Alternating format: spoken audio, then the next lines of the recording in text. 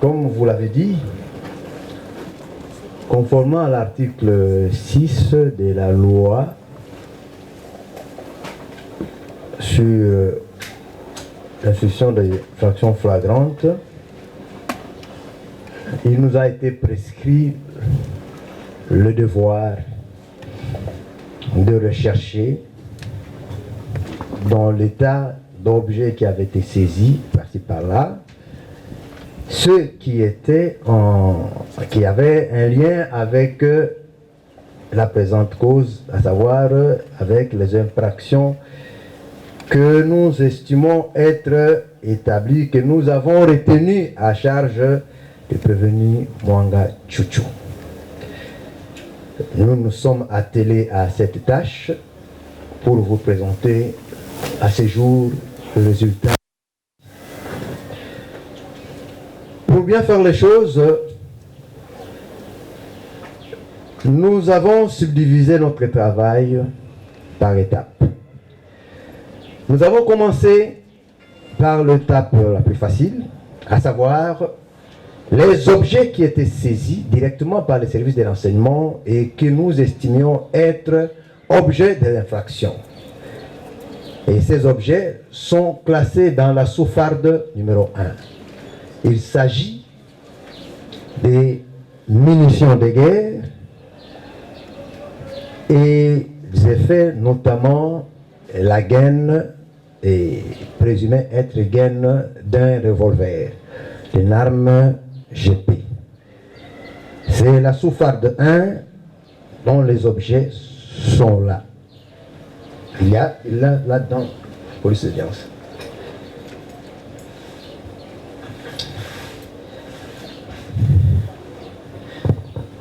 Voilà. Donc il y a là-dedans 42 munitions et 7 gaines. Les autres là, c'est des tralala.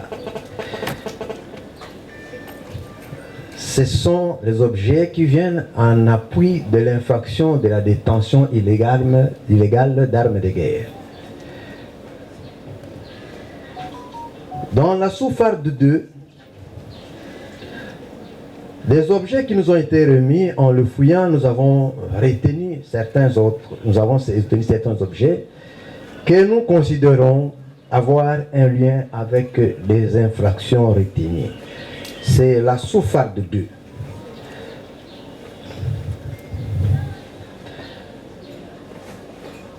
Zonki sawana. Tikaka again wana na susu.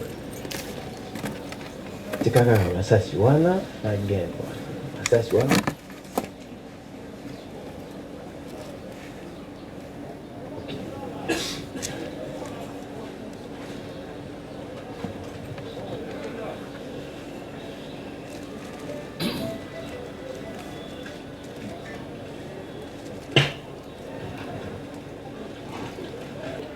Donc, nous disions donc que la sous-farde 1, nous avons 2 munitions, 42 munitions 9 mm, gain de GP, matraque électrique, passeport ordinaire établi au nom de M. Mwanga Tchouchou Edouard en cours de validité. Ce sont les objets que nous avons estimé retenir pour le présenter devant la cour. À la sous-farde 2, ce sont les objets que nous avons retenus après vérification de tous les objets qui nous ont été remis. Et là-dedans, de cette sous-farde qui est cotée de 1 à 21, 2 documents ont retenu notre attention et nous avons estimé important et utile de les présenter à la cour. Il s'agit de l'attestation d'enregistrement d'armes à feu d'autodéfense. Cette pièce est classée à la cote 7 de cette sous-farde.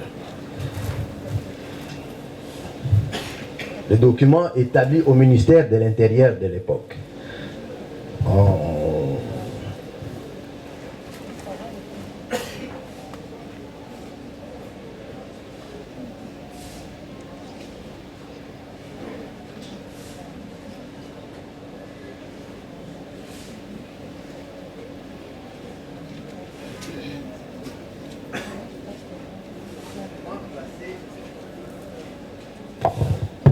Document classé à la sous-farde à la côte 7 de cette Souffarde.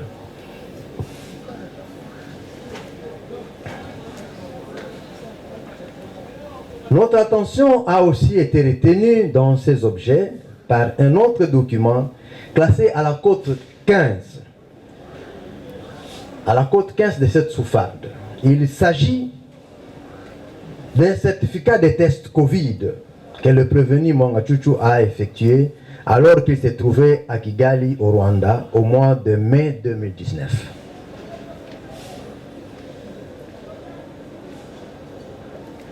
Nous dirons plus tard pourquoi.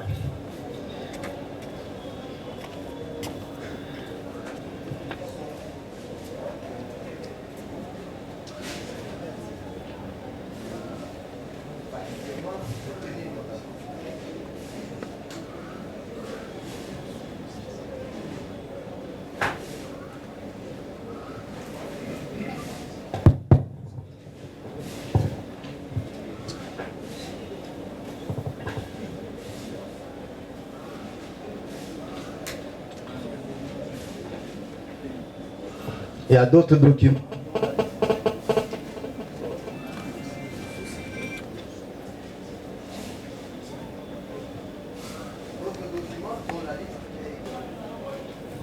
Ainsi, nous continuons avec ces rapports. Nous avons aussi retenu certains autres documents que nous avons classés dans la Souffarde numéro 3. Dans cette Souffarde, nous avons des documents que nous avons obtenus après réquisition faite à l'ANER, service de renseignement ANER. Il a beaucoup d'activités au Rwanda, notamment qu'il serait membre de la diaspora rwandaise. Il y a des projets de développement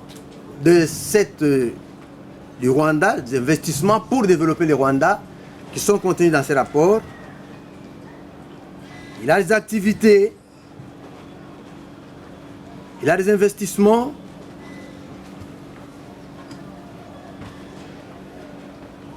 et un intérêt particulier pour la société Rwanda Air, où il y a des documents qui renseignent qu'il y a des tenues de réunions, de travail dans la gestion, l'administration de cette société, qui laisse penser que certainement, probablement Mwangachuchu Air serait actionnaire de Rwanda Air. Or, vous savez que ce pays est hostile à la République démocratique du Congo. Cela nous a fait tiquer qu'un député congolais soit aussi intéressé en ayant des activités dans ce pays. Donc, les documents de l'ANER sont là, la liste est versée dans les dossiers. Les rapports de l'ANER renseignent notamment que le rapport est versé dans les dossiers, je pense à la côte 4, dans la Souffarde.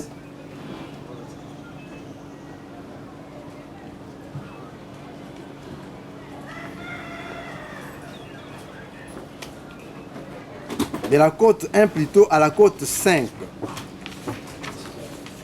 de cette Souffarde. Nous pouvons notamment citer par exemple les détails de certains éléments découverts. 1. Le ministère des Affaires étrangères, la Direction générale des diasporas, mesures prises pour la diaspora rwandaise, le rapport de la compagnie Rwandair, vente de billets, de réunions et tout cela, résumé d'une présentation de projet 1035, renforcement des liens entre la diaspora et le gouvernement rwandais afin de promouvoir le développement et l'investissement, le jugement de la juridiction populaire appelée communément Gachacha dans le secteur de Mubuga, d'ici de Karongi, 3 photocopies de passeports rwandais, bon, qui ne sont pas établis en son nom, mais quand même de passeports rwandais qui sont trouvés là-bas. Réunion avec le personnel de Rwanda Air Express, rapport sur le contrôle de gestion des stocks de camps de Mugina Nteko, un camp qui est construit dans le Rwanda. Et il y a des rapports de gestion de ces camps-là. Demande de passeport de la Direction générale d'immigration rwandaise, pas demande faite en son nom, mais pour quelqu'un d'autre. Devis de construction d'une maison d'habitation à la commune de Remera, au centre de Kigali. Demande de permis de conduire rwandais.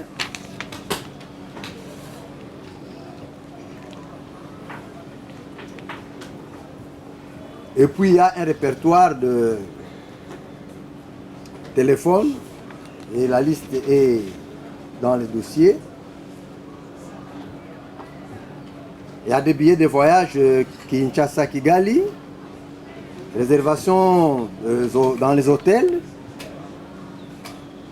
et quelques notes de perception de la DGRAD du Congo, de la République démocratique du Congo. Dans ces conclusions, l'ANER, répondant à notre réquisition, dans sa conclusion dit ceci: eu égard à ce qui précède, ces pièces tirées des 4 clés USB de 2 appareils Techno F1 de couleur noire et XTJ de M. Mwanga Chouchou lui ont été présentés et il a... Plusieurs documents trouvés prouvent ses intentions suspectes et intérêt d'obtenir la richesse du Congo pour servir son pays, le Rwanda. C'est le rapport de l'ANER. Cette investigation numérique vient en appui du travail d'enquête réalisé par les OPJ.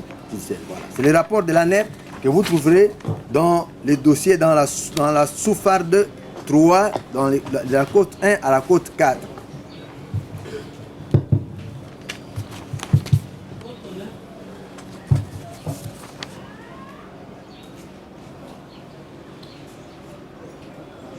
Continuez. Continuez. Allez-y. Laissez-le terminer. S'il vous plaît. Les techniques, c'est réglé. Merci beaucoup. Nous avons la Souffarde 4 qui est... Souffarde 3. Souffarde 3, nous avons dit c'est le rapport de l'ANER. Souffarde 3, là. Souffarde 3. La Souffarde 4, nous avons aussi réquisitionné les services du Conseil spécial du chef de l'État en matière de sécurité. Conseil en matière de sécurité. Parce que, en son temps, ces services-là de sécurité de notre pays avaient effectué quelques enquêtes et avaient envoyé une mission dans le Nord Kivu en rapport avec la situation d'insécurité et les informations que le Conseil spécial avait. Et cette commission était descendue notamment dans les installations de la SMB où elle a perquisitionné. Nous avons donc un rapport, nous avons le rapport de cette commission ainsi que certains éléments que le CNS nous a fournis en répondant à notre réquisition. Ainsi donc, de ces rapports, nous retenons qu'ils seront enrichis par d'autres éléments. Nous retenons que le détachement de la police commis à la garde et la sécurisation du site SMB à Rubaya serait formé, d'après ces rapports, de militaires qui sont en réalité des démobilisés de l'armée rwandaise, qui sont utilisés pour sécuriser et à qui il a été doté des tenues de la police, d'après ces rapports. Les tenues de la police nationale congolaise. Avec la négligence coupable qui frise la complicité des autorités de la police nationale, des autorités de la police provinciale du Nord Kivu qui se sont succédées.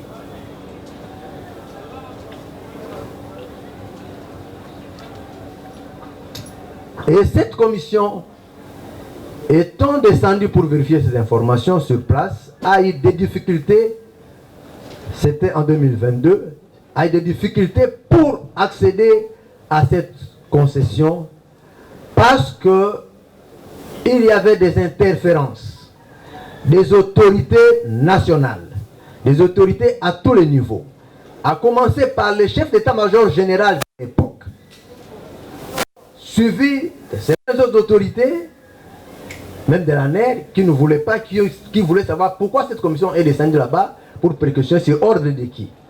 Finalement, cette commission a perquisitionné et elle a fait un rapport qui gît dans les dossiers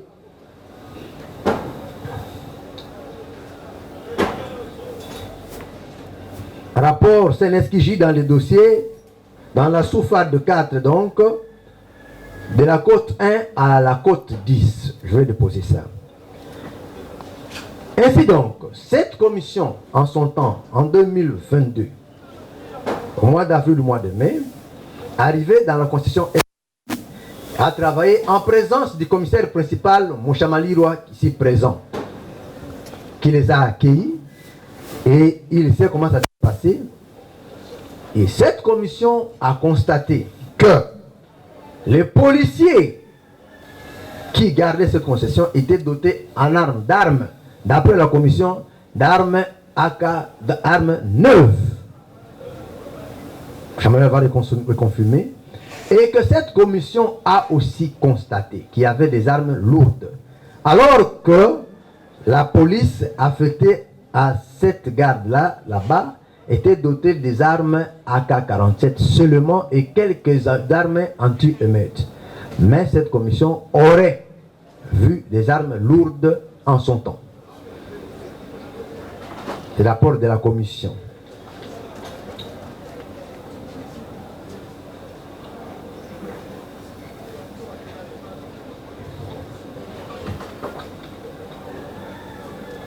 Il y a d'autres documents qui ne sont pas très importants que le CNS a fournis, mais le plus important, ce sont ceux que nous avons énumérés là-bas.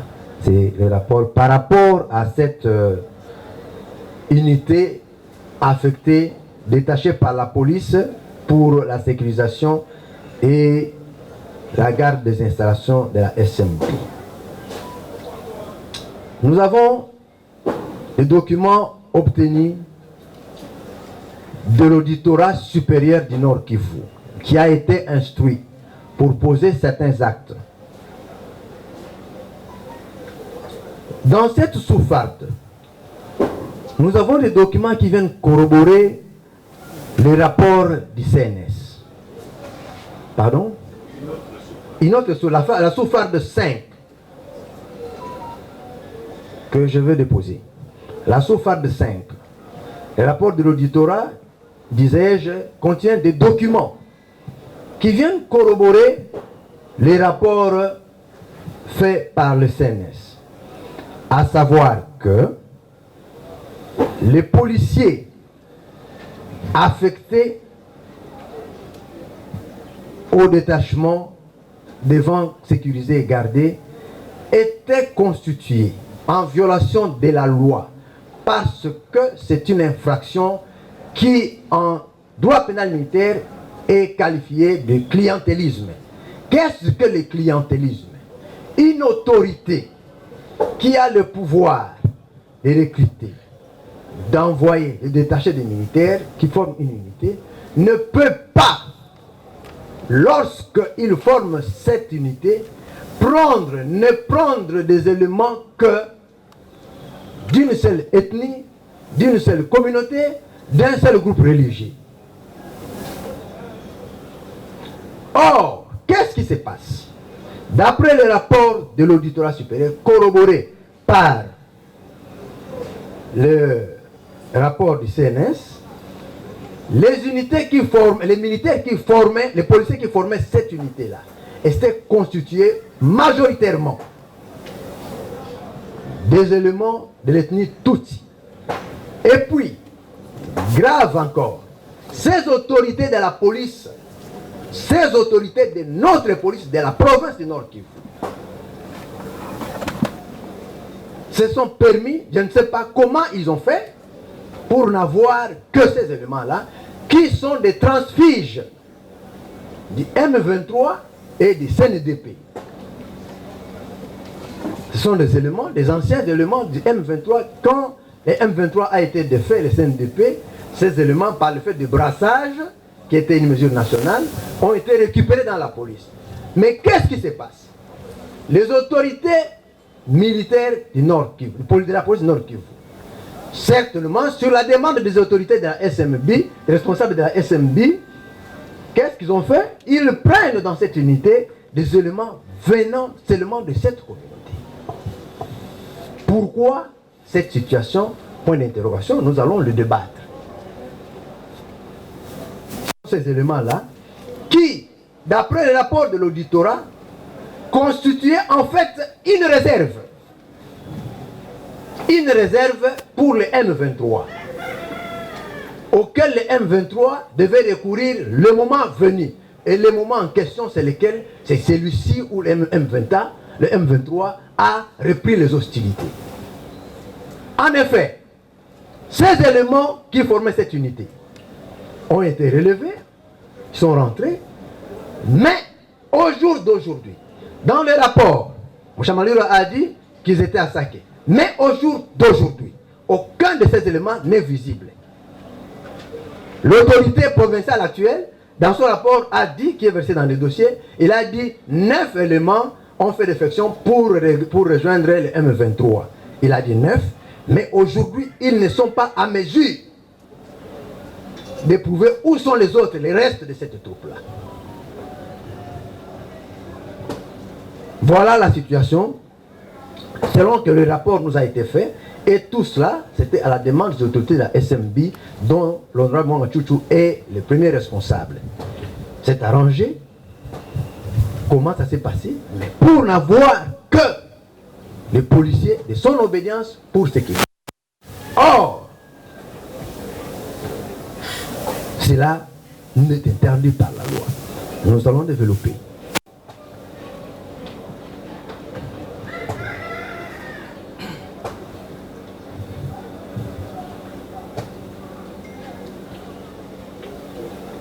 Et dans ces rapports de l'auditoire supérieur, nous avons les PV de saisie et les PV de constat qui ont fait état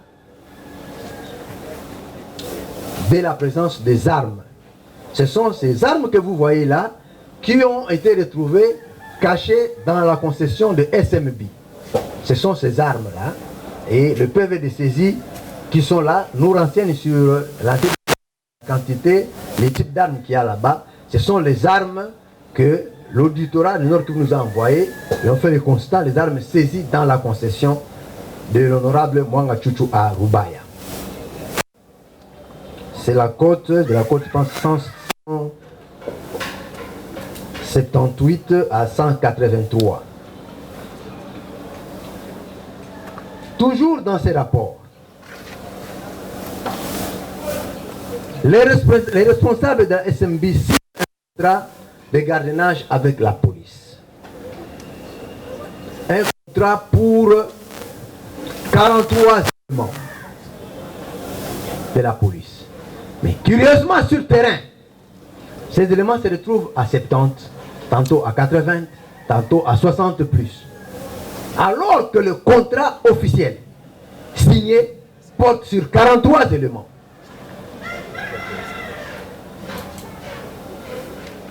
D'où viennent les surplus? Et pourquoi?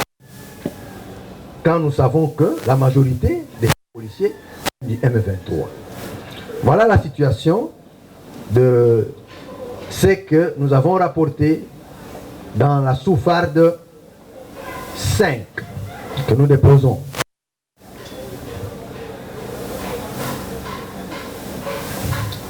Nous avons la Souffarde 6 qui nous avons aussi requis la police, l'inspectorat général de la police, qui avait en son temps aussi effectué des missions sur base de toutes les informations selon lesquelles les policiers, toujours ces policiers qui étaient affectés à la concession SMB, c'était des policiers irréguliers. Et l'inspecteur de la police devait de vérifier cette situation. Ils ont fait un rapport, ils ont fait des rapports, et c'est ce rapport-là que nous avons dans la Souffarde 6. Dans la Souffarde 7, parce que le commissaire principal Mouchamalirwa avait été envoyé, avait été amené, transféré ici de Goma. Et quand il a été transféré, les documents et les objets saisis auprès de l'honorable chez Normand Chouchou avaient été déjà déposés devant la cour. Nous avons estimé que le PV établi, le PV dérogatoire de commissaire Mouchamalirwa qui était venu avec lui, nous devrions les déposer aussi à la cour. C'est ce que nous avons classifié dans la sous-cote, dans la sous-farde numéro 7. La sous-farde numéro 8. La sous-farde numéro 8 est constituée des documents que nous avons retrouvés après l'ouverture du coffre-fort. Avec votre autorisation, Monsieur le Premier Président, nous voudrions ainsi mettre un point sur le comportement de nos amis de la presse. Ils savent qu'ils sont tenus par leur déontologie qui leur interdit de publier des choses qu'ils n'ont pas vérifiées, dont ils ne connaissent pas la réalité, des fausses rumeurs, de publier des choses qui sont fausses. La presse a nourri les réseaux sociaux, alors que vous savez, Monsieur le Premier Président, que vous avez ordonné, lors de l'ouverture de ce coffre, que la presse ne soit pas là. Mais curieusement, que ne voyons-nous pas sur les réseaux sociaux? Des choses invraisemblables pour intoxiquer la population, la désinformation. Maintenant que nous avons la loi sur le numérique, je pense que les amis de la presse savent en quoi s'en tenir. Nous avons sur les réseaux sociaux des choses qui se passent, des choses qu'on publie invraisemblables. Imaginez-vous, les coffres-forts que tout le monde a vus. Est-ce que ce coffre-fort peut contenir une arme de guerre comme un RPG? Comment on peut désinformer sa population à ce niveau-là? Nous sommes officiers du ministère public. Nous estimons que nous ferons notre travail dans ce sens-là. Revenons à ce que nous avons retrouvé effectivement et réellement. Parce que nous l'avons fait à l'audience publique devant la haute cour. Nous avons retrouvé des documents, nous avons retrouvé des effets personnels de Prévenu Mwanga Chouchou, des contacts de véhicules, de l'argent, son argent,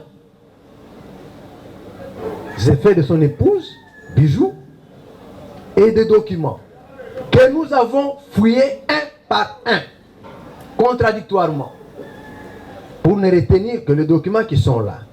Ce que nous avons retenu et qui a retenu notre attention, ce sont des passeports que nous avons estimés nécessaires de présenter déposer devant la haute cour, et nous savons pourquoi, le moment venu, nous allons dire pourquoi nous avons estimé retenir les passeports. À part cela, vous aurez une liste, il n'y a pas grand-chose dans ce que nous l'avons fait d'ailleurs en présence de tout le monde. Voilà, monsieur, c'est la sous-farde numéro 8. Numéro 8, oui.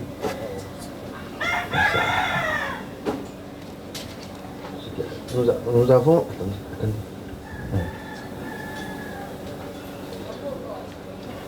La sous-farde numéro 8.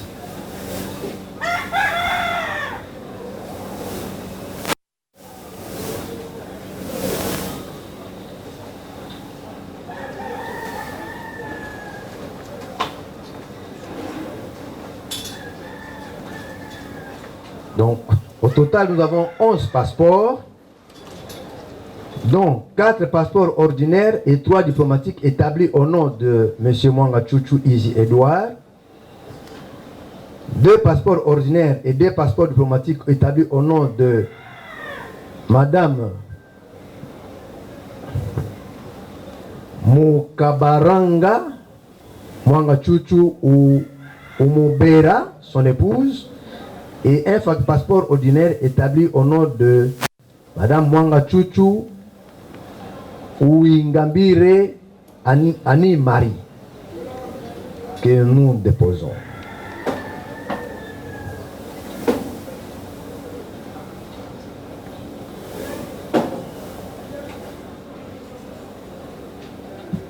Voilà, Monsieur le Premier Président, avec l'évolution, nous pouvons avoir certains autres éléments qui vont survenir. Nous sommes en procédure de flagrance. Et si jamais nous avons d'autres éléments, nous ne manquerons pas de les déposer devant la Cour. Nous avons dit. Mais avant que nous puissions dire de tout ce qui précède, ces éléments pour nous permettent, pour nous, de poursuivre l'honorable Mwanga Chuchu pour détention illégale d'armes de guerre, d'armes et munitions de guerre, participation au mouvement insurrectionnel en procurant aux insurgés des armes, espionnage, nous le dirons pourquoi le moment venu. Et quant au commissaire principal Mouchamaliroua, nous estimons qu'il peut être poursuivi pour trahison. Nous avons dit, Monsieur le Premier Président. Merci, Monsieur l'organe de la loi, pour ce rapport. Je crois que de l'autre côté, nous avons...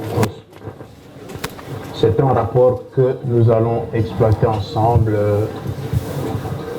en y allant méthodiquement. À chaud, est-ce qu'il y a une réaction vraiment à chaud avant de passer à autre chose?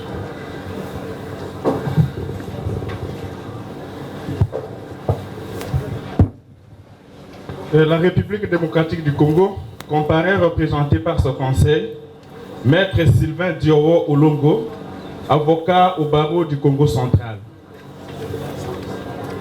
C'était pour accueillir votre parution. Un autre? Bon, à chaud, est-ce qu'il y a une réaction? Oui, maître. C'est par rapport à la préoccupation soulevée par le ministère public et en application de l'article 231 du Code judiciaire militaire. Il y a une multitude d'organes de presse qui créent une désinformation. Alors c'est le président ou le premier président qui devait accréditer les organes de presse. Ça a déjà été fait, maître, s'il vous plaît. Ça a été déjà fait et nous avons la liste des organes de presse qui sont autorisés à couvrir le procès. Merci, votre honneur. Ok. Oui, pour compléter par le conseil, on ne peut pas être discriminatoire. Ceux qui se sont présentés, se sont fait enregistrer, ont été autorisés, mais en respectant les règles de leur déontologie. L'organe de la loi a dit qu'il y a la loi sur le numérique qui risque de leur être appliquée. Je saisis cette occasion pour faire une mise au point. J'ai personnellement lu un tweet du conseil du commissaire principal qui a dit que dans le coffre, on n'a rien trouvé qui ait un rapport quelconque avec les faits reprochés à l'honorable Mwanga Chuchu. Mais rentrons dans les normes du métier. Est-ce qu'il est mandaté à faire des déclarations à l'actif de ce monsieur-là? Parce qu'il n'est pas son conseil. Les conseils de Mwanga Chuchu sont restés calmes, je n'ai suivi aucune réaction, mais sur les réseaux sociaux, il y a un monsieur qui a prétendu être l'avocat du commissaire principal qui a dit que dans le coffre on n'a rien trouvé. Alors c'est même contre les règles de sa déontologie. On peut même en saisir le conseil de l'ordre. Ce n'est pas correct. Nous ne voulons pas en arriver là. Nous sommes en train de rechercher la vérité de manière impartiale, de manière objective. Respectons les règles du jeu et nous allons avancer correctement. Bon, réaction par rapport à ce que l'organe de la loi vient de donner comme rapport de manière globale. Oui. Par le prévenu Mwanga Chuchu. Le prévenu Mwanga Chuchu. Ouais. Les autres peuvent s'écarter pour laisser de l'espace.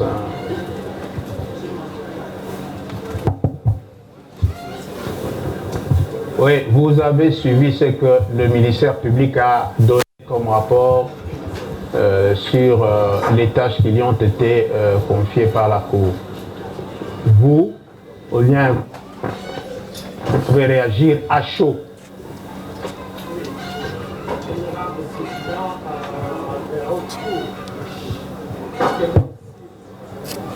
je m'excuse, je ne sais pas si c'est le mot qu'il faut. Je suis congolais d'origine. Je suis congolais d'origine et je combats pour mon Congo. Personne ne peut me pousser à dire des choses que je ne peux pas dire. Je n'ai jamais alors été au Rwanda pour créer une société, on a dit rwandaise, si j'ai compris. Je n'ai jamais participé à aucune réunion et je n'ai jamais demandé qu'on me donne un passeport.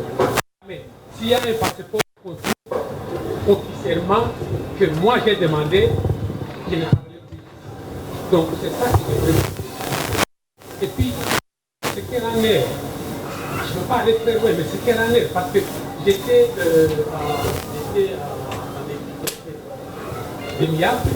cette question n'a jamais été. Tout ce que vous avez vu comme passeport, c'est des passeports congolais. Alors, moi, je me dis vraiment, je suis désolé, pour que quelqu'un puisse tout simplement avancer par une discrimination. Je le répète, c'est une discrimination que je ne dis pas à la haute cour, mais que les services de l'État voudraient me faire. Moi, je suis un honorable intègre. Non seulement je suis intègre, mon père aussi était intègre. Il a été élu en 1957. Il faisait partie du collège permanent avant l'indépendance, à Massissi. Il a été suffrage universel. Je vous mets à défi, si vous ne découvrez pas ça, que mon père était élu et qu'il a travaillé jusqu'au jour où il est décédé. J'ai été élu en 1987. J'ai commencé en bas là.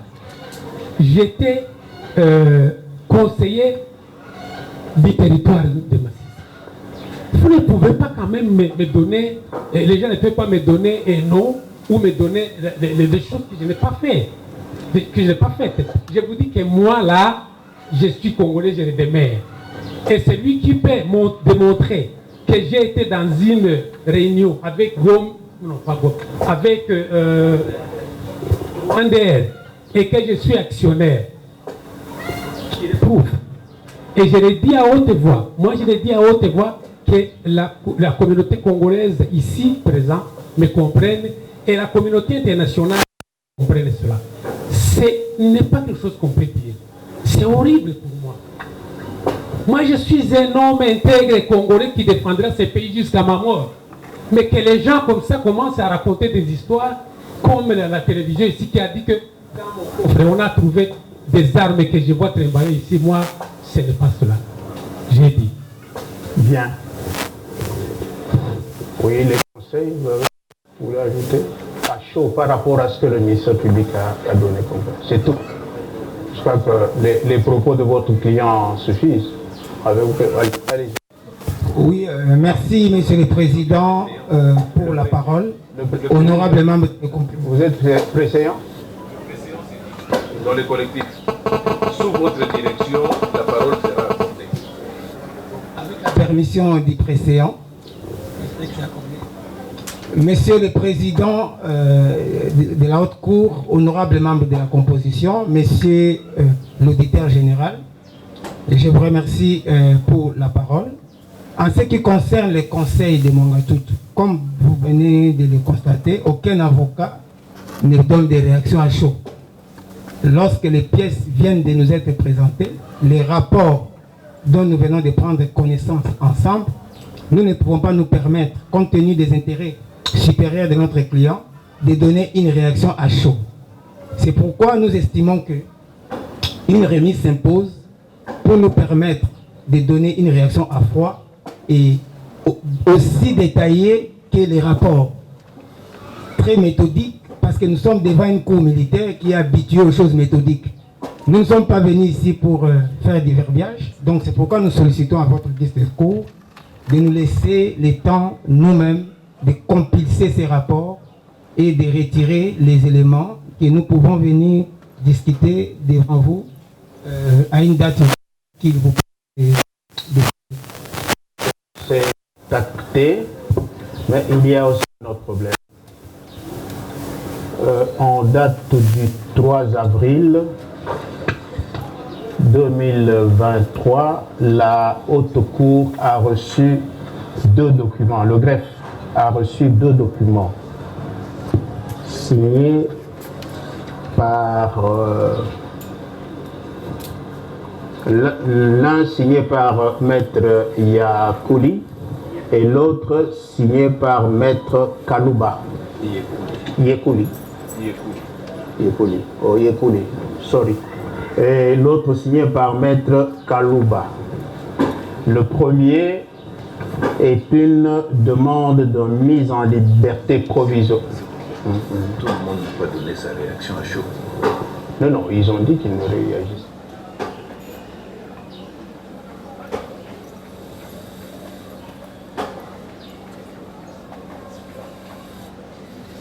Laissez à un mot à dire sur, revenant à chaud sur le rapport. Oui.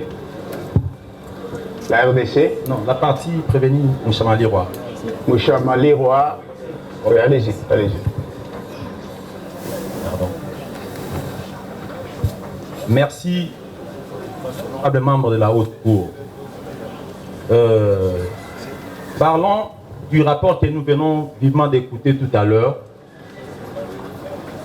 L'assistance ainsi que la Cour vient de constater que c'est aujourd'hui que le contrat judiciaire vient réellement d'être établi. C'est aujourd'hui que nous connaissons réellement ce qui est reproché à notre client. C'est aujourd'hui, naturellement, que nous devons commencer à organiser notre défense par rapport aux faits reprochés à notre client. Il en va de soi de parler des droits de la défense. Tu veux que nous ayons les temps nécessaires, matériels, comme l'a dit notre confrère. Un rapport détaillé demandera des réponses aussi détaillées. Des rapports qu'on a lus, il y a des détails qu'on n'a pas pu saisir. Les réponses sont tellement graves. La liberté de notre client est en jeu. Et nous devons en être conscients et solliciter de la Cour une remise pour nous permettre de réagir calmement, ainsi respecter les droits de la défense. Nous avons dit, monsieur la RDC. Non, non, vous, encore, allez-y, allez-y. Oui, merci, monsieur le Président, honoré membre de la composition, monsieur le garant de l'ordre public. Votre honneur, surabondamment, nous sommes le conseil de Mouchangali Robert. Votre honneur, vous allez constater avec nous que notre client était poursuivi pour complice. Et à ce jour, en écoutant ce que le ministère public vient de nous dire, les préventions ont été modifiées. C'est-à-dire, nous qui pensons que le prévenu sera lié à la participation dans une des infractions retenues par votre extrait de rôle que nous avons lu, nous sommes surpris maintenant d'attendre que nous sommes poursuivis pour la trahison. Et pour ce faire, monsieur le Président, sincèrement que nous étions préparés pour rencontrer le ministère public au regard des préventions telles que mentionnées ici. Maintenant que nous avons un contrat judiciaire, lequel contrat qui est basé sur les rapports dont on venait de nous faire lecture, dans lesquels nous avons entendu beaucoup plus parler du premier prévenu. Alors nous devons aussi, nous à notre tour, votre honneur, que nous puissions compulser ces dossiers-là pour voir à quel niveau notre client est lié à une trahison, monsieur le Président. Qu'au-delà de ça, monsieur le Président, parce que nous venons d'écouter le contrat judiciaire, le contrat qui nous lie, nous sollicitons, nous demandons qu'il soit acté également que notre client va déposer ses mémoires uniques, parce que nous estimons que nous avons des choses à dire qui seront débattues et qui doivent être au préalable déposées par devers votre cour. C'est ainsi que nous chutons la défense de Mouchangali Roy, se trouvant dans une infraction dont on n'avait pas préparé et se trouvant face au rapport dont en général ne nous lit en partiel où on n'a pas pu saisir. C'est ainsi que nous ne pouvons pas, monsieur le Président, réfléchir dans le farde qu'on a cité, Monsieur le Président, 8 fardes, dont dedans il y a plusieurs documents. Monsieur le Président, il y a une salle d'audience en République démocratique du Congo, on a écrit « Nous jugeons nos semblables ». Étant donné cet élément est à vous, je vous demande, comme j'ai toujours dit, le droit n'est pas militaire, la procédure de flagrance ne voudrait pas dire la précipitation, et non plus l'urgence qui n'est pas une notion de droit. Votre honneur, veuillez nous accorder une remise, le temps pour nous de complisser ce dossier, voir là où notre client est lié à une trahison. Parce que d'après nous, nous nous sommes trouvés innocents, mais collés d'une infraction que nous devons débattre en complissant et étudiant minutieusement le dossier. Nous avons dit, Monsieur le Président. Ok, c'est à que le ministère public veut réagir avant de donner la parole à la RDC. Merci beaucoup, Monsieur le Premier Président. Nous voulons réagir à l'intervention de la défense de Chamali Roy. Pour rappeler, heureusement que dans sa conclusion, il a dit que nous sommes en procédure de flagrance. Nous n'avons jamais déposé une décision de renvoi devant la haute cour dans laquelle nous disons que nous posons peut-être. Nous avons dit, au vu des éléments, ces gens, les prévenus ont été présentés devant la haute cour en procédure de flagrance. Et c'est dans cette procédure que le rôle actif du juge pénal est mis en exergue. Donc la qualification, nous avons dit, nous estimons, moi et vous nous parlons français, nous estimons que les prévenus peuvent être poursuivis pour tel. Et en matière de flagrance, l'instruction, la qualification peut évoluer selon la dynamique de l'instruction. Si déjà dans la procédure ordinaire, les juges à la latitude n'est pas lié par la prévention retenue par le ministère public déjà en procédure ordinaire, a fortiori en procédure de flagrance. Donc nous estimons, n'empêche que vous puissiez demander du temps pour vous préparer par rapport à ce que nous estimons comme infraction mise à la charge, mais qu'on ne dise pas que les qualifications, selon les éléments que nous retenons, nous sommes en flagrance, nous le répétons. Nous avons dit. Bien. Faut-il encore réagir? Oui, Monsieur le Président. Le principe est celui-ci, il est connu de nous tous. Vous nous apportez les faits, nous sommes saisis des faits. Vous allez nous apporter les faits, nous allons vous donner le droit. C'est ça. C'est ça la procédure de flagrance. Hein? Nous risquons de tourner autour du pot inutilement. Nous devons gagner du temps. Le principe de la remise s'impose, mais nous écoutons la RDC si elle a un mot à placer.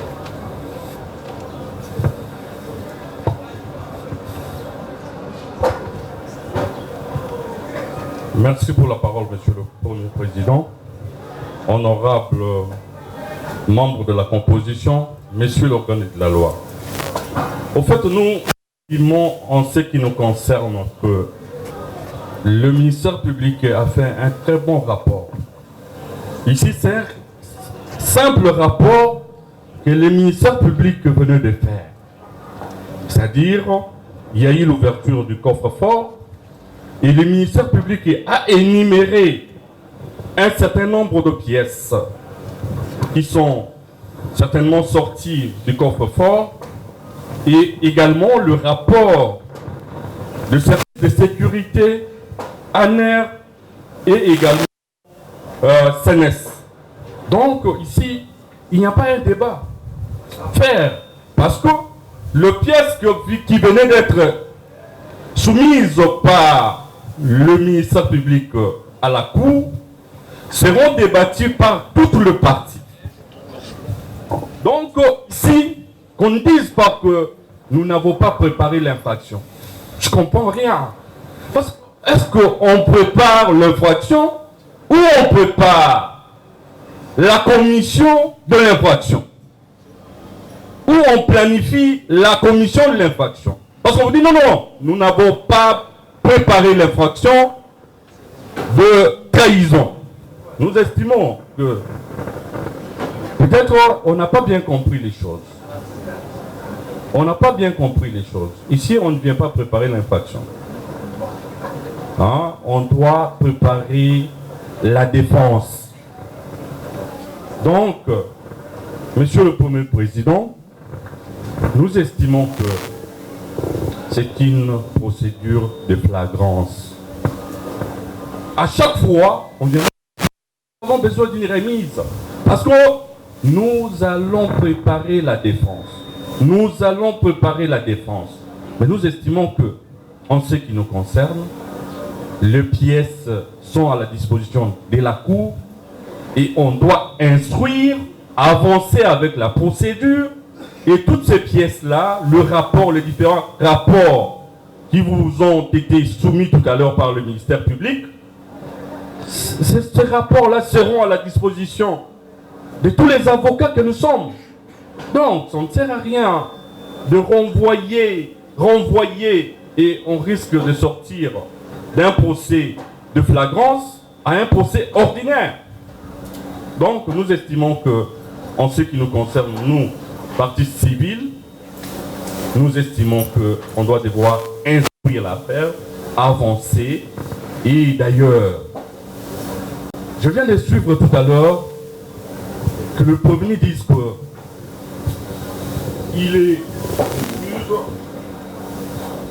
il est congolais d'origine. Il n'a jamais été au Rwanda pour créer quoi que ce soit. Donc, il est rassuré. Il est rassuré. C'est un Congolais d'origine. Il a tous les éléments nécessaires pour défendre sa cause.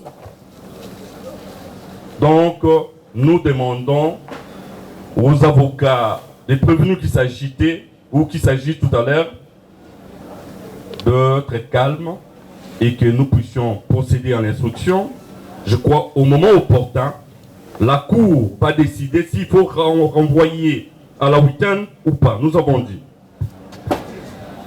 C'est le roi de la République. Merci beaucoup, Votre Honneur, pour la parole que vous nous accordez. Votre Honneur, Monsieur le Président, la République démocratique du Congo se réfère aux dispositions pertinentes des articles 214 et 215 du Code judiciaire militaire pour rappeler aux parties prévenues qu'il s'agit d'une traduction directe. C'est l'équivalent de la flagrance. Le ministère public traduit directement les prévenus devant la juridiction des jugements. Les parties viennent connaître les faits à l'audience publique. Donc, pour la République démocratique du Congo, les faits sont extrêmement graves. On ne doit pas continuer à renvoyer alors qu'il y a des concitoyens qui sont tués à l'est du pays et que le prévenu a commencé déjà sa défense, Votre Honneur. Nous retirons Votre Honneur si Votre Honneur, Monsieur le Président, nous voulons dire que les prévenus, les premiers prévenus, a même réagi au rapport qui a été ou qui ont été déposés par le ministère public. Dès lors que le prévenu lui-même réagit. Mais les avocats ne peuvent que compléter les prévenus et non venir s'opposer à l'instruction. Donc, la République démocratique du Congo, partie victime, est là pour l'instruction de la présente cause et s'il s'agit de dormir, nous allons dormir ici. Ok. Merci, Votre Honneur. Bon. S'il vous plaît. Une question. Oui, monsieur l'organe de la loi, vous avez fait votre rapport, mais votre cour n'a pas entendu ce que vous aviez fait de l'argent du prévenu Manga Chouchou et de ses effets personnels. Vous pouvez bien y revenir avec Merci beaucoup. En accord, alors qu'on a ouvert les coffres forts, comme vous avez dit, la Cour avait prescrit au ministère public le devoir de rechercher les éléments, au lieu de saisir toute la maison, les valises, les consorts, tout cela, les éléments en rapport avec, qui ont un lien avec les infractions que nous estimons retenir à charge du prévenu. C'est ainsi que, quand on a ouvert les coffres forts, avec, en présence de la composition, il a été décidé que les éléments qui n'avaient aucun lien, notamment son argent, nous devons retrouver le document, son argent et d'autres effets personnels lui ont été restitués séance tenante. Et un PV a été signé. Est-ce que le prévenu peut-il confirmer qu'il a reçu son argent qui a été trouvé dans le coffre et les bijoux et les effets personnels? Qui vient de le faire à la base? Il vient de dire à haute et intelligible voix.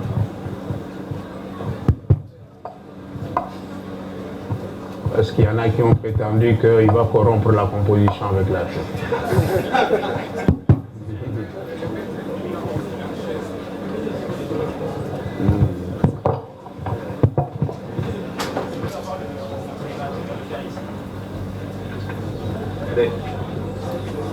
Apportez-lui le micro, qu'il confirme qu'il a récupéré son argent.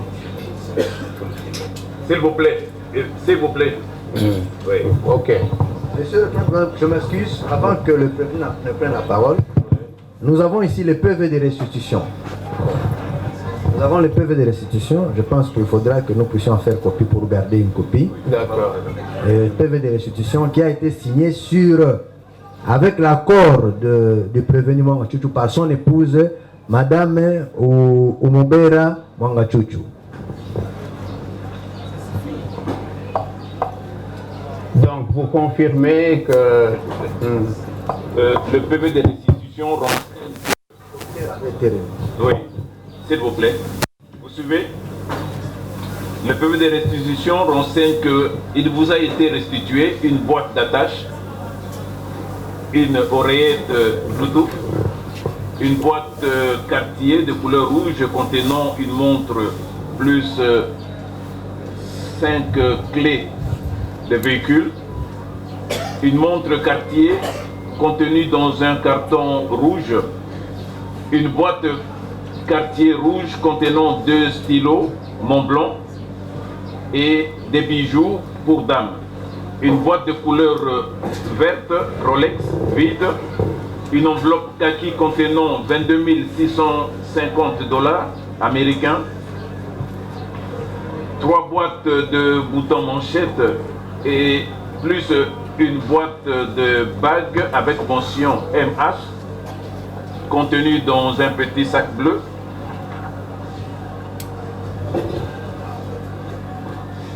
une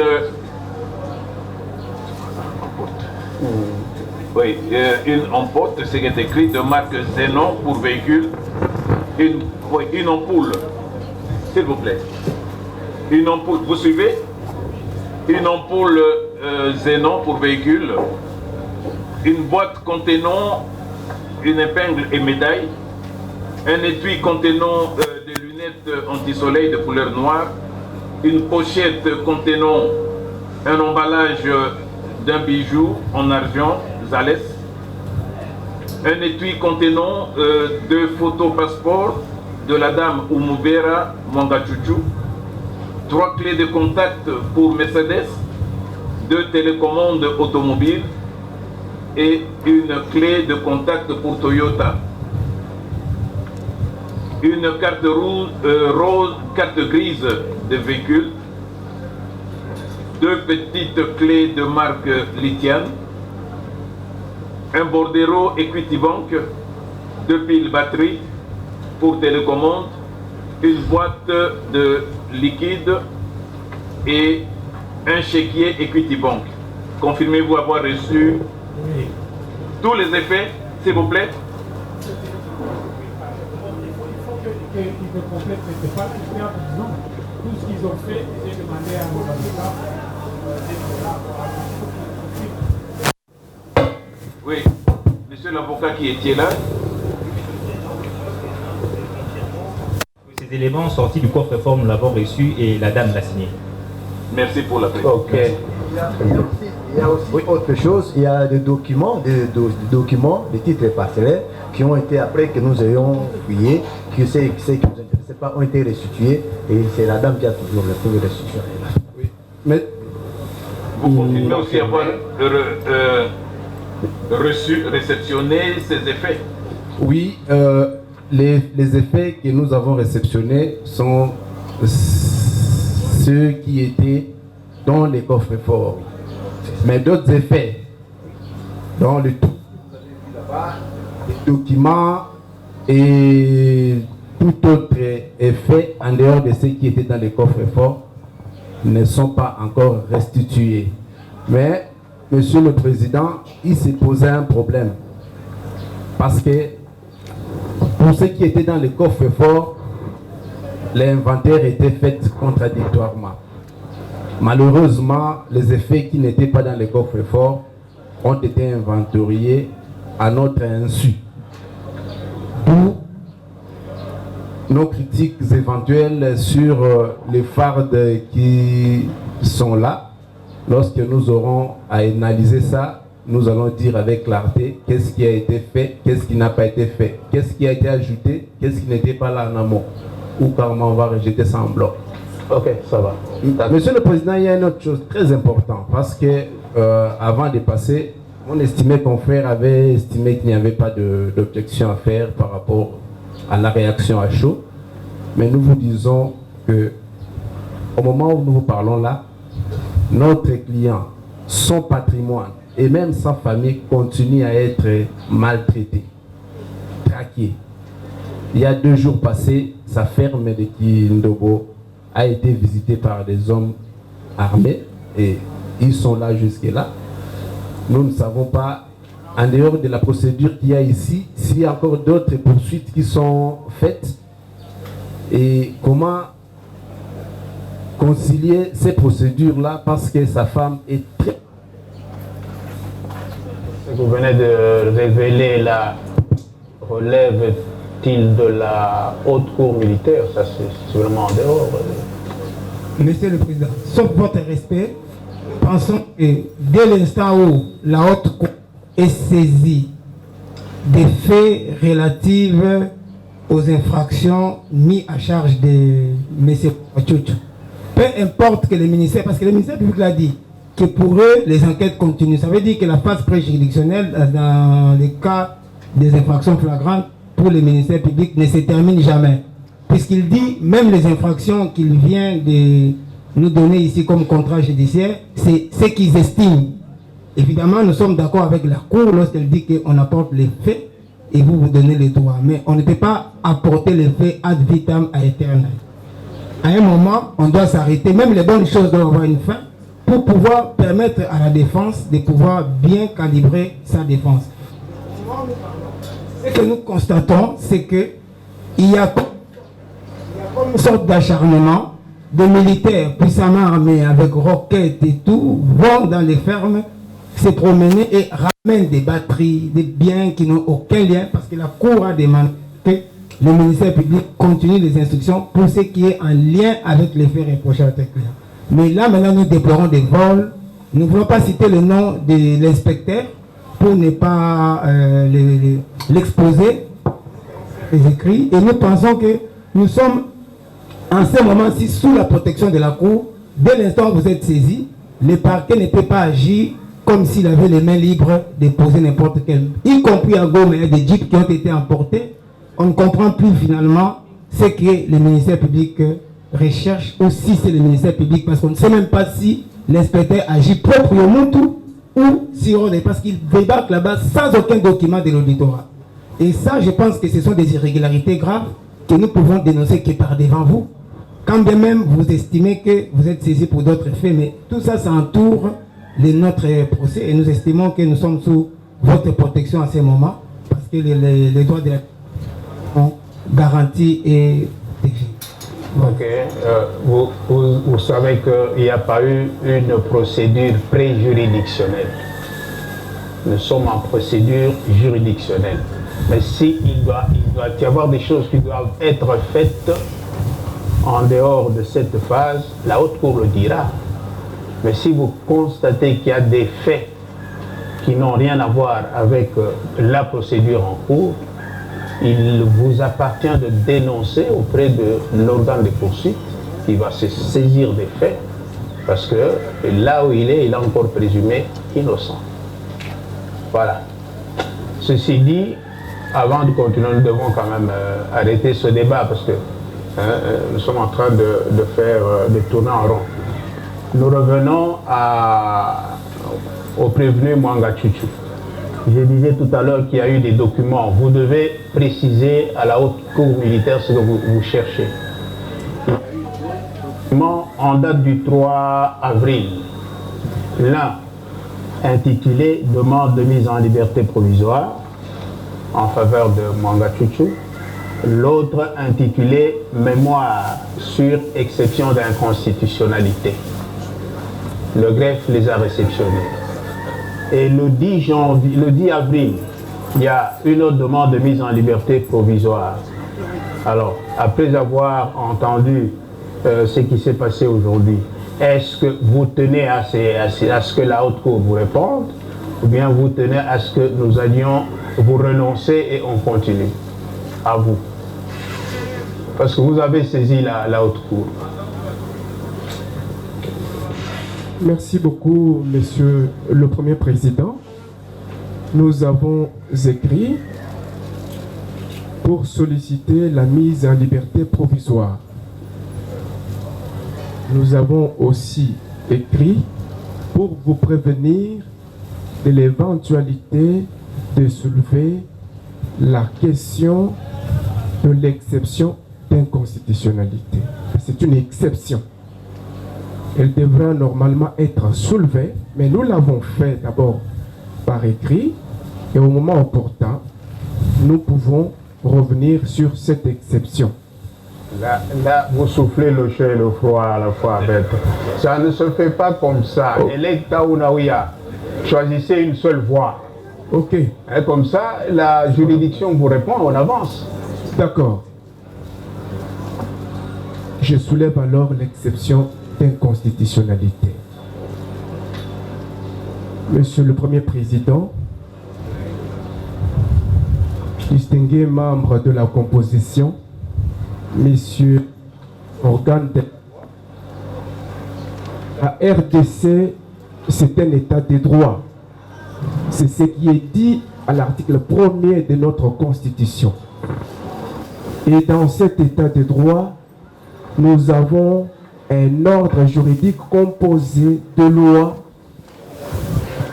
à la tête duquel existe la Constitution. Et toutes les lois doivent être conformes à la Constitution. Nous mettons en cause deux textes. Vous avez premièrement le texte de 1978 qui reprime les infractions intentionnelles flagrantes. Nous mettons aussi en cause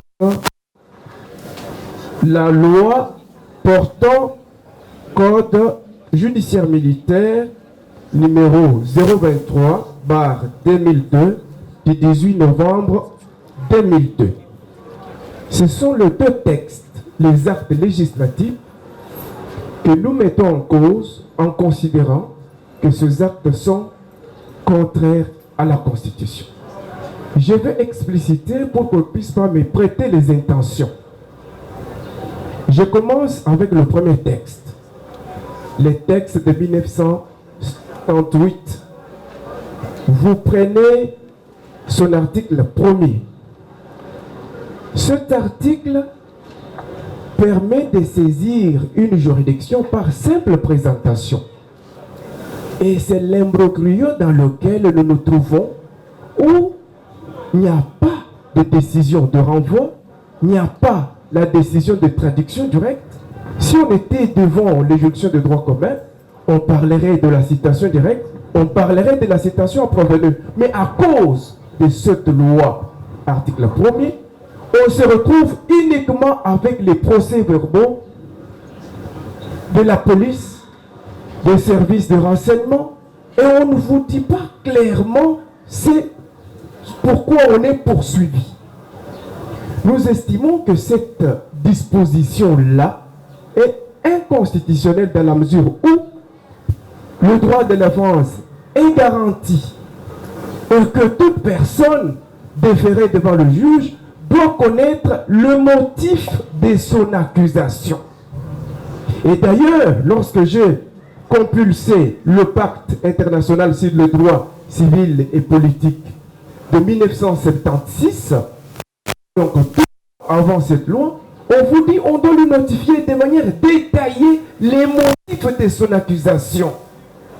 Dans la pratique, je n'apprends rien à personne. On sait qu'on donne les libellés de prévention et on articule les faits dans le cas d'espèce. Dans les cas d'espèce. Avoir dans la République démocratique du Congo fait cela à tel jour, telle date, par tel moyen. Cet élément-là ne se trouve pas dans les dossiers à cause de cette loi. Je dénonce encore l'article 9 de cette loi.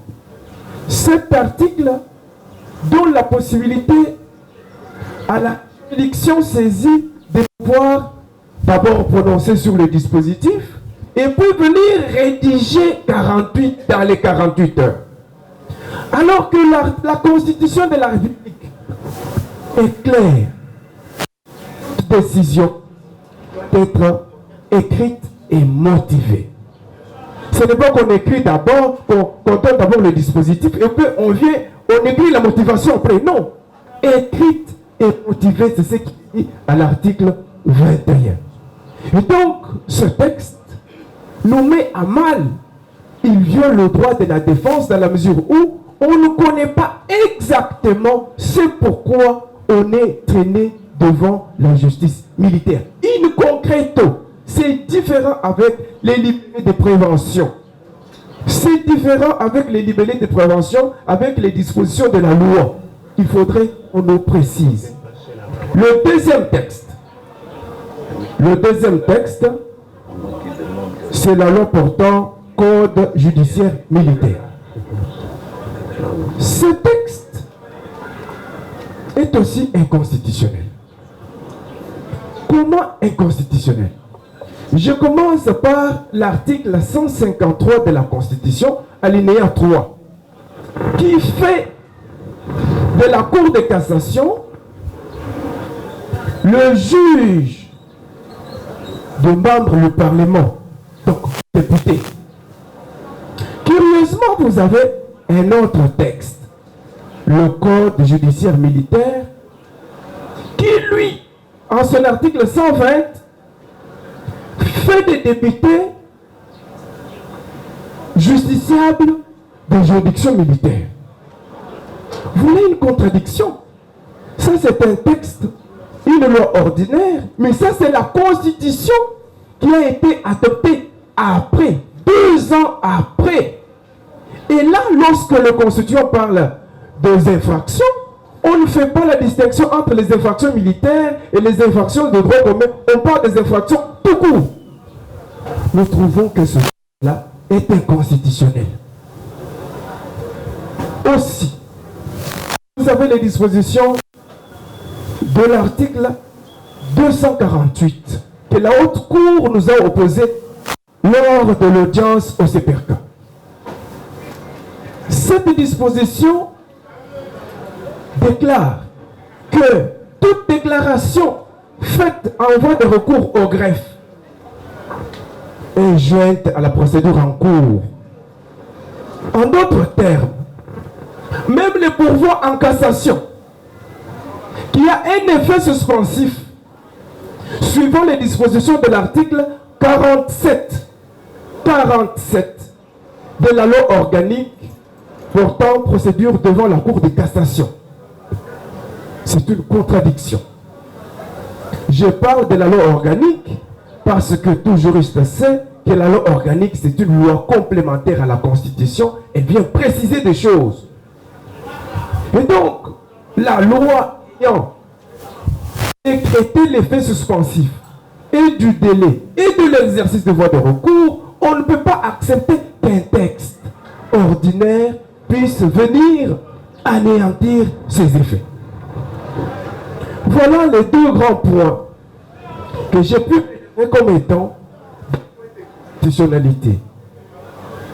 Au-delà de ça, vous avez une autre disposition dans la loi organique qui dit que la Cour de cassation est la seule juridiction habilitée à autoriser la mise en détention d'un député ou d'un parlementaire. Seul. Mais on est là, la détention est autorisée par qui? Je ne sais pas. Et d'ailleurs, cette disposition-là permet à ce que la détention soit même convertie en résidence surveillée. Tout ça, nous avons dénoncé. La Cour, la haute cour que vous êtes, répondant, se camoufle toujours derrière le texte, ce qui est normal. Comparant les deux textes à la Constitution, nous trouvons que c'est inconstitutionnel. Conséquence. Je vous apporte l'article 76 du Code de justice militaire. Je vous apporte l'article 162 de la Constitution. Je commence avec l'article 76 du Code de justice militaire, l'alinéa 4. Code judiciaire portant Code judiciaire militaire. Je corrige. Cet article dispose ceci. Elles, les juridictions militaires, sont incompétentes pour 76. Sont incompétentes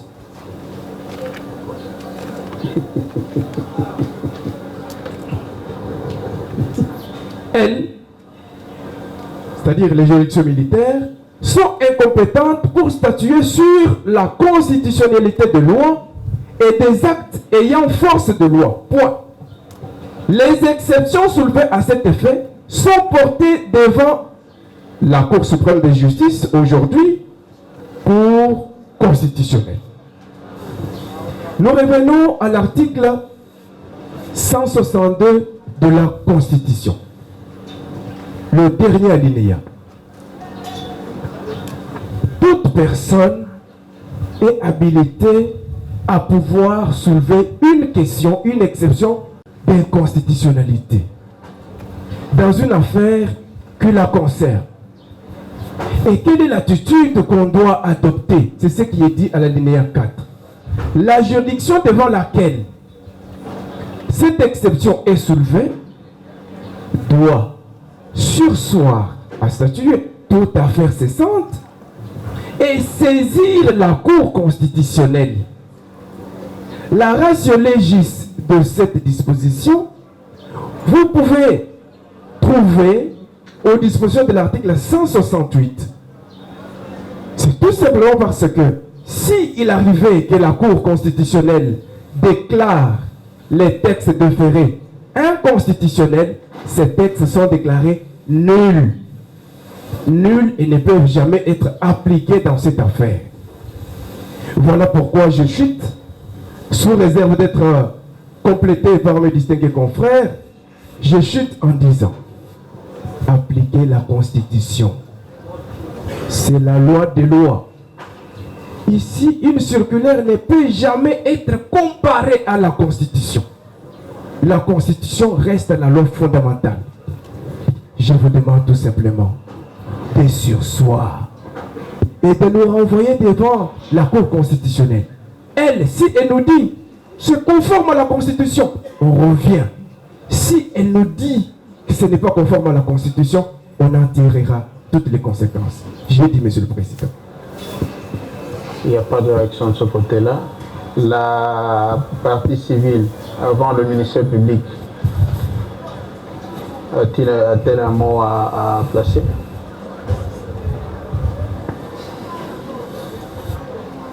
Merci pour la parole, Monsieur le Premier Président. honorables membres de la Cour, de la Haute Cour bien sûr, Messieurs l'organe de la loi. Nous venons de suivre avec attention l'exception des constitutionnalités soulevées par la partie prévenue, Mwanga Chouchou.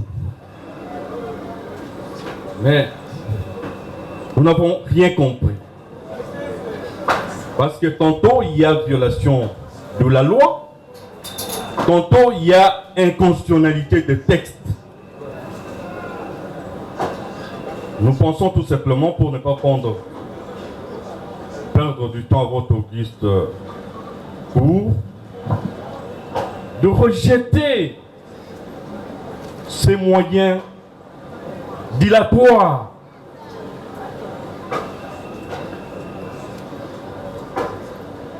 Il serait mieux de rejeter tout simplement parce que on dit bien un texte en dehors de son contexte, c'est un prétexte. Il y a inconstitutionnalité des textes, il y a tantôt violation des textes. Alors maintenant, qu'est-ce qu'on veut dire concrètement? On ne comprend rien. On vous demande tout simplement de surseoir et d'aller saisir la Cour constitutionnelle. Mais il faut lire bien le texte et les comprendre. Parce que si on a bien lu et on a compris les textes, on ne peut pas soulever cette exception-là. Mais tout simplement, on veut embrouiller l'instruction. C'est comme l'un des confrères a dit, les faits sont graves. Et vous avez vu tantôt là, les prévenus qui étaient forts, quand ils faisaient, au fait, il y a eu, on a appelé les parties, les avocats actaient leur comparution, les prévenus étaient très forts, à bonne santé. Mais après les rapports du ministère public, vous avez vu, ils étaient incapables de se tenir debout. Et même les micros, les avocats ont pris les micros pour donner aux prévenus. Laissez le prévenu tranquille. Donc, aux arguments oui, Monsieur le Président, si nous revenons là-dessus, parce que nous voulons vous démontrer que ce sont des manœuvres dilatoires, purement dilatoires. On ne veut pas que votre auguste cour puisse instruire cette cause. C'est ce que vous avez demandé vous-même. Tantôt, la mise en liberté, la demande de mise en liberté provisoire, tantôt inconstitutionnalité. Et tout à l'heure là, la remise qu'on a sollicitée. Donc, tout simplement, nous voulons vous dire qu'aucun texte soulevé ou une disposition légale lue tout à l'heure n'est inconstitutionnel. Donc, sans être juge de la constitutionnalité, nous estimons, Monsieur le Président, que c'est un dilatoire, purement. Et vous avez tout simplement rejeté. Parce qu'on veut vous dire tout simplement que vous, lorsque vous avez rendu votre décision, avant de dire droit, vous n'avez pas pris le temps de motiver cette décision. Mais si la décision n'a pas été motivée, quel est l'essor de cette décision? Il fallait aller au degré d'appel. Mais on revient là-dessus et en plus on vous dit non, c'est inconstitutionnel. Mais qu'est-ce qui est inconstitutionnel? Parce qu'on n'a pas compris. Il y a eu plusieurs dispositions qu'on a évoquées. Mais sans les lire, sans les comprendre. Et on vous dit tout simplement en chiffre pour dire non, c'est inconstitutionnel. Mais qu'on nous lise un peu les dispositions et nous dire quelle est la disposition légale qui est inconstitutionnelle. Nous voulons comprendre parce qu'on n'a rien saisi. Nous avons dit, Monsieur le Premier Président, et je laisse la parole à mon estimé confrère qui me complète. Votre honneur, Monsieur le Président, nous voulons être méthodiques et schématiques pour rencontrer opératoire soulevée par les premiers prévenus. Votre honneur, Monsieur le Président, 2 textes légaux sont attaqués en inconstitutionnalité par voie d'exception, conformément à l'article 162 de la Constitution. 1. L'ordonnance loi qui porte sur la procédure de flagrance des infractions intentionnelles, des infractions intentionnelles flagrantes. Texte du reste publié, si je ne me trompe pas, en 1968. 78, votre honneur, Monsieur le Président, et la Constitution de la République démocratique du Congo, publiée en 2006, modifiée et complétée en 2011. Donc, on veut que les textes de 1978 soient conformes à une constitution qui doit être publiée en 2006. Ça, c'est de 1. De 2, le code judiciaire militaire. J'ai les textes ici, de 2002. Et la partie prévenue vous a martelé, a signé et persisté qu'il s'agit d'une loi organique. Il y a 2 conditions pour qu'une loi organique soit valable. 1. Être votée par le Parlement. 2. Être soumise au contrôle des constitutionnalités. Lorsque, votre honneur, si vous pouvez me protéger, je ne suis pas... Merci beaucoup, votre honneur. Il y a beaucoup de chuchotements. Votre honneur, Monsieur le Président. Donc, les textes intitulés Code judiciaire militaire est déjà conforme à la Constitution. Votre honneur, nous voulons aller encore schématiquement. Cette exception de constitutionnalité a déjà été soulevée plusieurs fois. Donc la Cour constitutionnelle s'est déjà prononcée. Et vous allez vous référer à ça. Dans l'affaire Franck Djongo, cette ordonnance loi a été attaquée. La Cour constitutionnelle a été saisie. La Cour constitutionnelle a répondu. Pourquoi j'ai parlé de Franck Djongo, votre honneur? Parce qu'il s'agit d'un député national. Deuxième affaire, votre honneur. Honorable Moukokole, poursuivi en procédure de flagrance devant la Cour de cassation, a soulevé l'inconstitutionnalité de cette ordonnance loi. Il y a un arrêt et vous pouvez vous y référer. Mais cette exception n'a pas été seulement soulevée devant la Cour de cassation, même devant la haute cour militaire. Et les affaires sont légion, votre honneur. L'affaire Doli Makambo. L'exception a été soulevée. Et votre auguste haute cour militaire a réservé une réponse. Ça, c'est par rapport à la jurisprudence. Mais votre honneur, Monsieur le Président, sachant très bien que l'exception des constitutionnalités ne va pas tenir, le prévenu lui-même a donné des béquilles. C'est une exception réglementée par une circulaire du premier président et par un arrêt de principe. Je pense à l'arrêt R-Cons 1282. Votre honneur, Monsieur le Président, nous revenons sur l'arrêt R-Cons 1282 qui traite de la question primordiale des constitutionnalités. Et dans cet arrêt, on parle de préfiltrage. Préfiltrage. Je pense que c'est un arrêt rendu par la Cour constitutionnelle en 2020 ou 2021, à l'époque du président Kalouba.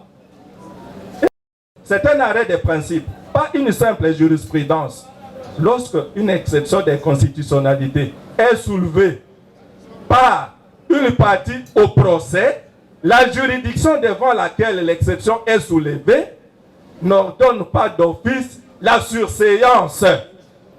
Elle examine si l'exception est fondée. Et il y a plusieurs décisions qui sont rendues par les juridictions de droit commun, votre honneur. Et votre honneur, vous allez vous référer à ces décisions rendues par les cours et tribunaux. Et ces décisions sont opposables à tous. Un autre élément qu'on voulait ajouter, votre honneur, monsieur le président, par rapport à cette exception d'inconstitutionnalité, la circulaire du premier président qui a pu réglementer cette exception et qui ne peut pas être soulevée, comme bon c'est simple. Vous avez suivi votre honneur. On dit, on attaque deux lois. Mais dans le développement, qu'est-ce qu'on attaque? Il y a absence de la décision de traduction directe. C'est ça en réalité ce qui est attaqué. Et cela ne permet pas à la partie prévenue d'organiser ses droits ou ses moyens de défense. Votre honneur, monsieur le président, nous sommes en matière de procédure flagrante. Et la loi, ce que les prévenus oublient, nous sommes devant une juridiction spécialisée. Nous sommes devant une juridiction spécialisée. Nous sommes devant la haute cour militaire, la plus haute instance des juridictions militaires.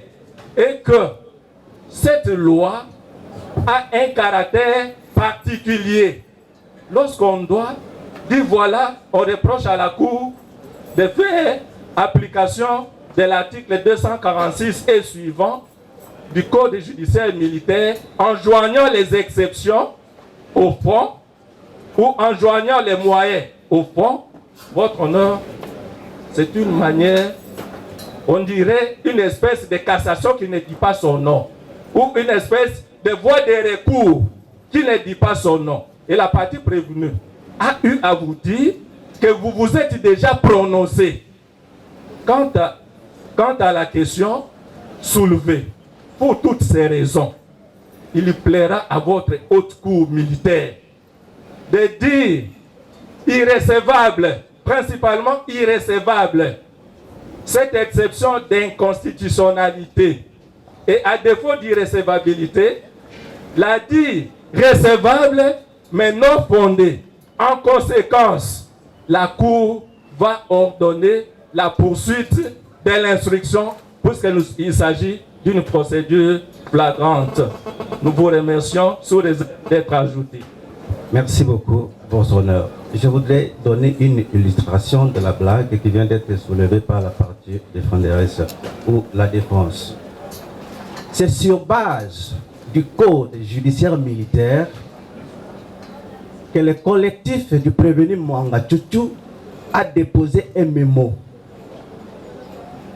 Là, il n'y avait pas d'inconstitutionnalité. Et la haute cour a déjà rendu dans cette cause un arrêt avant du droit. Il n'y avait pas d'inconstitutionnalité. Maintenant là, du coup, pour gagner du temps inutilement, on ne sait pas pour quelle motivation, on sollicite une remise, on sollicite la liberté provisoire et on chute à l'inconstitutionnalité. Donc, il n'y avait pas d'inconstitutionnalité pendant qu'ils ont pris cette loi-là pour demander la liberté provisoire et toutes les exceptions qu'ils ont soulevées. C'est juste maintenant là qu'on va parler d'une inconstitutionnalité. Il y a justement une vaste blague.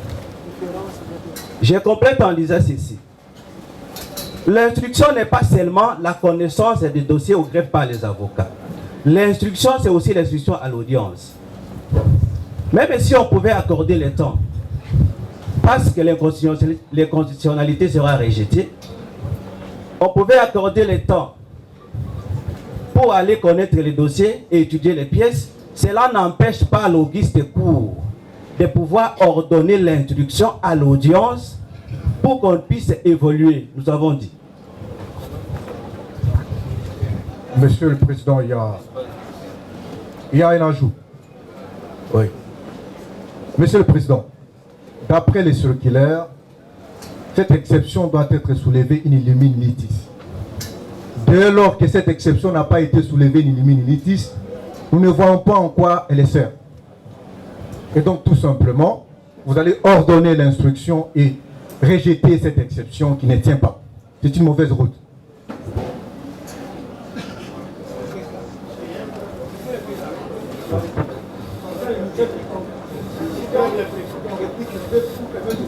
Non, non, là, vous avez votre position, elle est connue, elle est actée. La partie civile a donné la sienne. Nous entendons le ministère public. Écoutez, vous vous êtes adressé à la Cour. Elle vous a consommé. Elle a consommé la position de la partie civile. Elle voudrait entendre la position de l'organe de la loi et puis on s'arrête là pour qu'elle réponde. Bon, d'abord, allez. Ok, nous allons revenir à vous, mais écoutez, vous allez...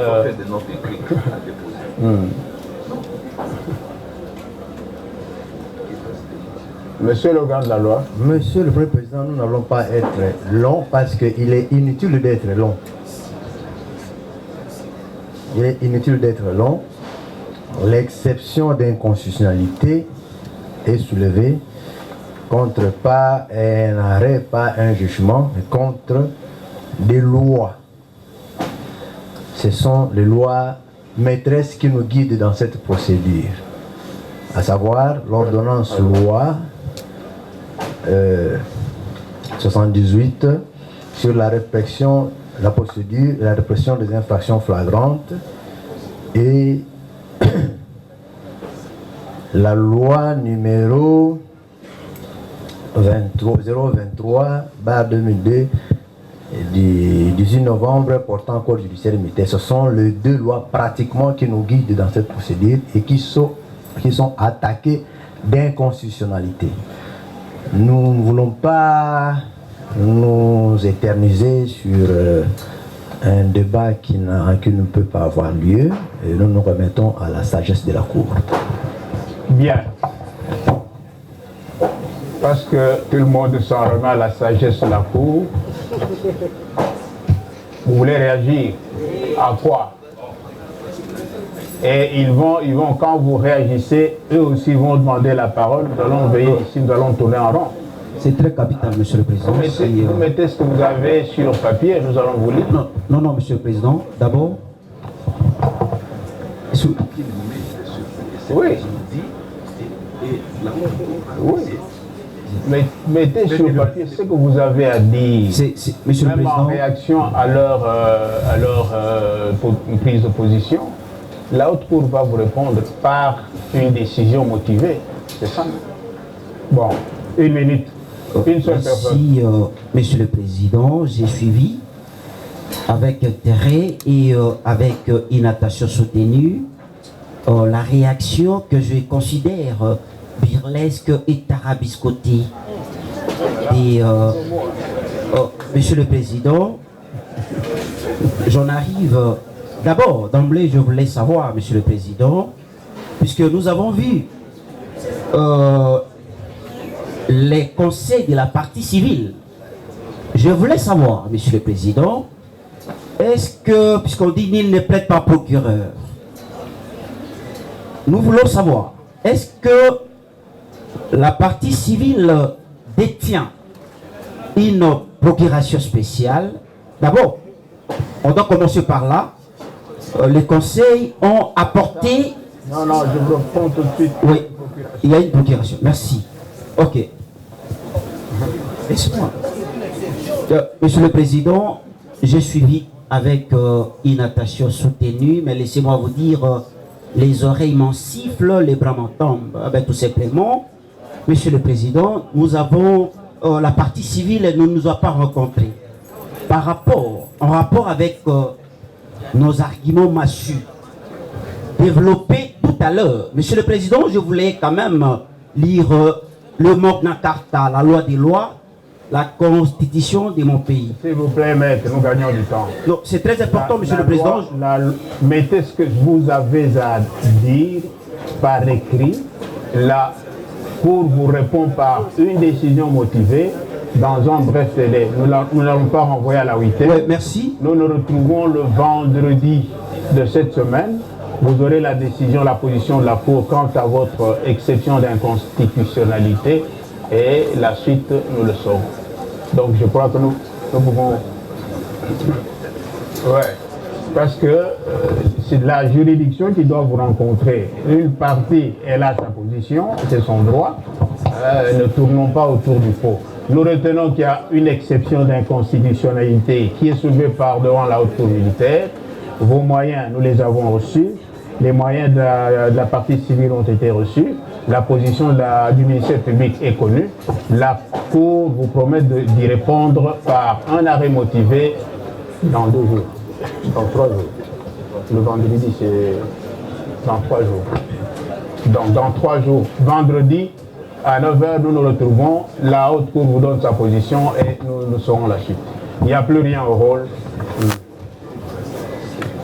Si, c'est dit. Si demain, déjà, nous pouvons avoir vos arguments par écrit, nous allons vous rencontrer. Il n'y a plus rien au rôle. Il n'y a plus rien au rôle. Ah, Mouchangali. Oui. Mais vous avez sollicité une remise. Vous n'êtes pas allé en inconstitutionnalité. Voilà. C'est ce que nous retenons. Voilà.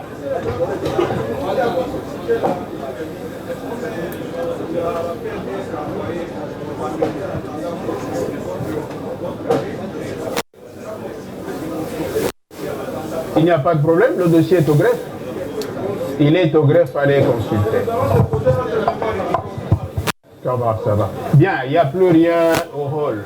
Police audience, l'audience est levée. Haute cour militaire.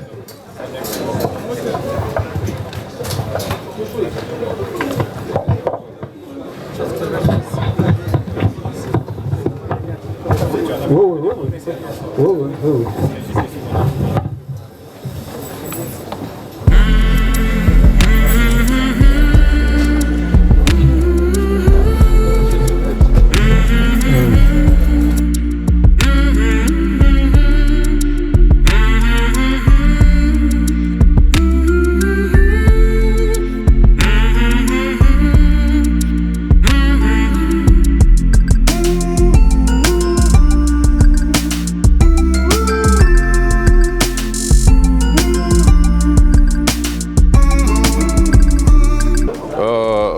Nous avons très bien accueilli le rapport du ministère public. Dans ces rapports, il a détaillé tout simplement les éléments ou les pièces qui ont été trouvées dans les coffres-forts et les rapports venus de services de sécurité, notamment l'ANER et CNSS. Jusque-là, nous ne pouvons pas dire quoi que ce soit parce que c'est la procédure judiciaire qui est en cours. Néanmoins, on a vu des éléments comme les passeports, on a vu d'autres pièces, mais je crois qu'à l'audience prochaine, lorsque nous allons entamer l'instruction, c'est à ce moment-là que nous allons tous découvrir les pièces qui ont été trouvées dans les coffres-forts. Et au fait, nous apprécions, l'audience se déroule très bien, conformément à la procédure devant la cour, la haute cour militaire. Et les juges sont aguerris, ils font correctement leur travail. Et nous avons, nous pensons que tout se déroulera très bien. Nous ne sommes pas d'accord dans la mesure où tout ce qui a été présenté, nous ne connaissons pas les tenants et aboutissants. Notre client vit ici à Kinshasa. Tout ce qui a été dit pour nous, ce sont des montages pour vouloir le couler. Mais nous allons attendre que le ministère public apporte des preuves parce qu'il dit bien que ce sont les rapports des services. La Cour n'est pas saisie par les rapports de service, la Cour sera saisie par les preuves qu'il va apporter, étant donné que nous sommes dans la procédure de flagrance. Pour l'instant, nous avons soulevé notre moyen d'inconstitutionnalité, nous attendons la réponse. Dès que la Cour va répondre, nous allons soit poursuivre, soit aller devant la Cour constitutionnelle pour juger de la pertinence de l'inconstitutionnalité qui a été soulevée devant la Haute Cour militaire.